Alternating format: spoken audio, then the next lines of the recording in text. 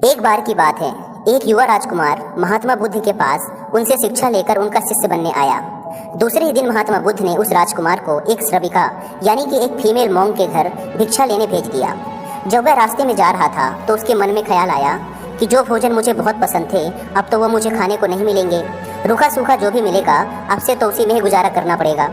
लेकिन जब वह श्रविका के घर गया तो उसने देखा कि उसके थाली में वही भोजन परोसा गया है जो उसे सबसे ज़्यादा पसंद था।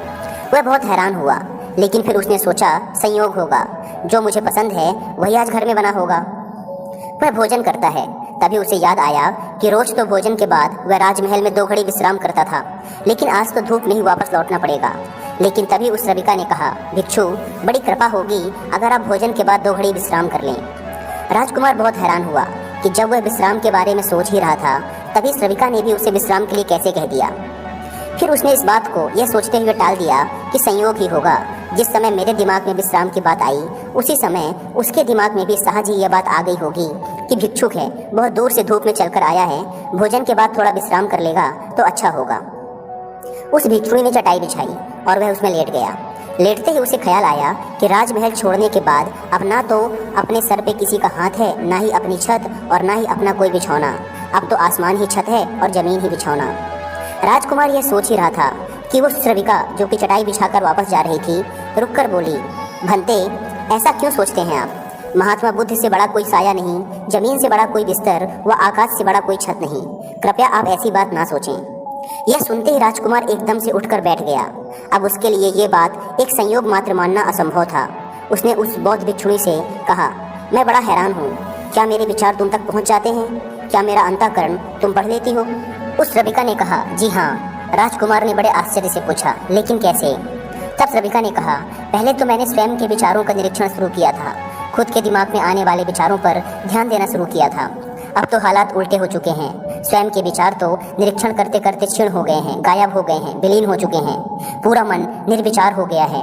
अब मेरे मन में खुद का कोई विचार नहीं आता। लेकिन अब तो जो कोई भी मेरे आसपास होता है उसके विचार भी मेरे निरीक्षण में आ जाते हैं। मैं उसके विचार भी पढ़ लेती हूँ। वह भिक्षु एकदम से घबराकर खड़ा हो गया और उसने कहा, मुझे आज्ञा दे, मैं जाऊँ। उसके हाथ पैर काँप रहे थे। उस श्रविका ने कहा, इतने घबराए हुए क्यों हो? इसमें घबराने वाली क्या बात है? लेकिन भिक्षु फिर रुका नहीं, वह वापस लौटा। उसने बुद्ध से कहा, क्षमा करें, उस द्वार पर दोबारा भिक्षा मांगने ना जा पाऊंगा। बुद्ध ने कहा, क्यों? तुमसे कोई गलती हुई? वहाँ कोई भूल हुई तुमसे? उस भिक्षु ने कहा, ना तो भूल हुई ना कोई गलती, बहुत आदर सम्मान और जो भोजन सबसे ज़्यादा प्रिय था वह मिला। लेकिन वह जवान श्रविका दूसरे के मन के विचारों को पढ़ लेती है। यह तो बड़ी खतरनाक बात है, क्योंकि उस सुंदर जवान श्रविका को देखकर मेरे मन में तो काम वासना भी उठी थी, विकार भी उठा था, उसके लिए कुछ गलत विचार भी उठे थे। वो सब भी पढ़ लिया होगा उसने। अब मैं वहाँ कैसे जाऊँ? कैसे उसके सामने खड़ा हो पाऊँगा? उससे आंखें कैसे मिला पाऊँगा? मैं उसके पास दोबारा नहीं जा सकूँगा। बुद्धा, मुझे क्षमा करें। बुद्ध ने कहा, वहीं जाना पड़ेगा। अगर ऐसी क्षमा मांगनी थी तो भिक्षुक बनने की कोई ज़रूरत नहीं थी। तुम्हें जानबूझकर वहाँ भेजा था और अब तक जब तक मैं मना ना करूँ तुम्हें रोज़ वहीं जाना पड़ेगा। महीने, 2 महीने, वर्ष, 2 वर्ष, निरंतर। अब यही तुम्हारी साधना है। लेकिन होशपूर्वक जाना, भीतर से जागे हुए जाना और देखते हुए जाना कि तुम्हारे अंदर कौन से विचार उठ रहे हैं, कौन सी वासनाएं उठती हैं। और कुछ भी मत करना, उन विचारों और बुरी वासनाओं से लड़ना मत, उन्हें ज़बरदस्ती दबाने की कोशिश मत करना। दिमाग में जो भी विचार आ रहे हैं उन्हें आने देना। तुम्हारा काम है उन विचारों का निरीक्षण करना, उन्हें ध्यान से देखना। इसलिए तुम जागे हुए जाना, देखते हुए जाना कि भीतर क्या उठता है क्या नहीं उठता। वह भिक्षु दूसरे दिन भी वहीं गया।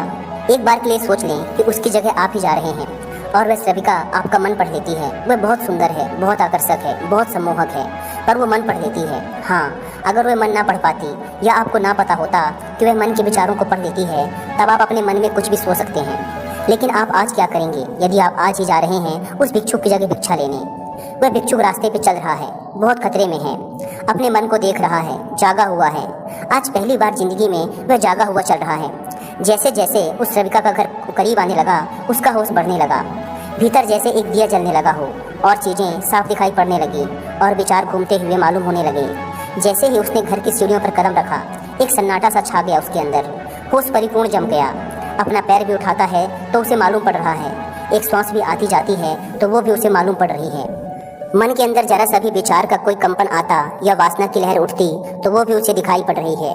वह जैसे ही श्रविका के घर के अंदर गया मन में और भी गहरा शांत हो गया। वह बिल्कुल जागा हुआ है। जैसे किसी घर में दिया जल रहा हो और एक एक चीज कोना कोना प्रकाशित हो रहा हो। वह भोजन को बैठा, उसने भोजन किया, वह उठा, वह वापस लौटा। वह उस दिन नाचता हुआ वापस लौटा और आकर बुद्ध के चरणों में गिर पड़ा और उसने कहा, बुद्धा, आज अद्भुत बात हुई। जैसे जैसे मैं उसके निकट पहुंचा, वैसे वैसे मैं जागा हुआ हो गया। मैंने पाया कि विचार तो गायब ही हो गए, कामनाएं व वासनाएं तो खत्म ही हो गईं। और मैं जब उसके घर में गया तो मेरे भीतर पूर्ण सन्नाटा था। वहाँ कोई विचार नहीं था, कोई वासना नहीं थी, वहाँ कुछ भी नहीं था। मन बिल्कुल शांत और निर्मल दर्पण की भांति था। बुद्धा ने कहा, इसी बात के लिए वहाँ भेजा था। कल से वहाँ जाने की कोई ज़रूरत नहीं है। अब जीवन में इसी भांति जियो जैसे तुम्हारे विचार सभी लोग पढ़ रहे हों। अब जीवन में इसी भांति चलो जैसे जो भी तुम्हारे सामने है वह तुम्हें जानता है, तुम्हारे अंदर देख रहा है, तुम्हारे विचारों को पढ़ रहा है। इसी भांति चलो और अंदर जागे रहो।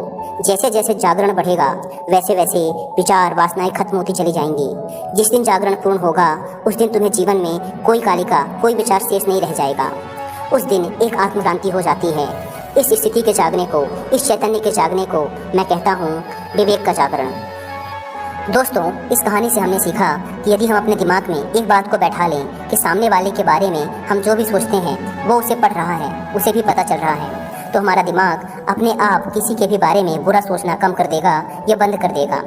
सोचिए, अगर आपको पता हो कि यदि आप किसी लड़की के बारे में गलत सोच रहे हैं और ये बात उस लड़की को पता चल जाएगी, तो क्या आपका मन ऐसी बातें सोचेगा? नहीं। दोस्तों, यदि हम इस प्रोसेस को कई दिनों तक करते रहे तो हम पाएंगे कि हमारा दिमाग विचार शून्य हो गया है। ये केवल वर्तमान में जी रहा है, वर्तमान की चीज़ों को देख रहा है, उसी का साक्षी है। हमारा दिमाग किसी भी चीज़ के बारे में अच्छी या बुरी राय बनाना छोड़ देगा। ये बस उस चीज़ को देखेगा, वो जैसी है उसे वैसा ही देखेगा। दोस्तों, अगर हम ये कर पाए तो एक बहुत ही शांति से भरी व होशपूर्ण जीवन जीने में सफल हो पाएंगे।